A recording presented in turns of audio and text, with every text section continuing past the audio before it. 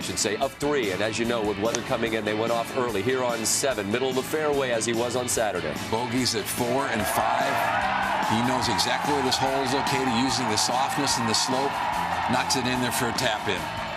And that really got him centered and back going the right direction. But Molinari made a good up and in there. Just he wasn't allowing any wobbles, and it was like he was going to need to get some help. Go ahead. I think this is really one of the key putts he made all week. Why? He knocked it well over the green, and he was behind at this point a couple of shots. He knocked that one. Then at 9. This is the key putt, really. To 2-putt from here, I mean, that's not even a 50-50 proposition. No, this is absolutely amazing. Not only the imagination to get the ball that high and up against the fringe, but the perfect touch to roll the ball down there within a foot of the hole. You can stand up there and hit 50 putts and maybe not do any better. I believe the quote earlier this week was, I have a pretty good mental Rolodex about this course. I'd say that was pulled from deep in the Rolodex thing. After a drive on 15, it gives him a green light from the right side of the fairway. You know, this is a dangerous shot. We see guys hit wonderful shots here time after time, but if you don't hit it perfectly, it's over the green. You can't get it up in it. It comes up short. It goes back in the water. He set himself up for a long lag putt, which his speed on his long putts was very, very good over the last 36 holes. And this is what you want to do when you're at the lead or near the lead of a championship. Just roll it down there, stress-free, take it easy. Molinari hit a pine cone on his third, went in the water, made his second double of the second 9. And when Tiger makes this birdie and Molinari backs up, Tiger now has the lead on his own, and he had been joined at 12 under. Dustin Johnson came up from out of nowhere. He was in the mix. Koepka's in the mix. Patrick Cantlay for a minute. But now with a one-shot lead, the tee shot on 16, Andy. Yeah, he thinks this is pretty good, but you're not sure until it gets going to the left, a foot to the right, and it doesn't come down the hill. Here we go. And this is now, all of a sudden, you're starting to think 2005, where he chipped in for birdie there to take the lead. But then he bogeyed 17 and 18. Exactly. Knocks it stiff there.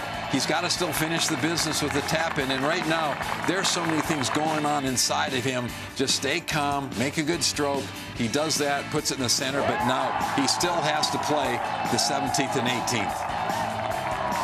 The key, of course, finding fairways on the way home from here. Another look. Every birdie being met with roars of approval. And after a par on 17, 3-wood off the tee, fairway's the key. Yeah, well, he's trying to keep it short of the bunkers. I think he's going to be a little bit surprised that this ball ended up going as far right as it did. And there's a tree that overhangs the second shot that gave him a little bit of problem. But the fact is, he's in position. He needs to make a 5 to win. Because Brooks Koepka had a great look at birdie to make it a one-shot lead, but was unable to convert. So that meant Tiger had 5 for the win. Yeah, it's...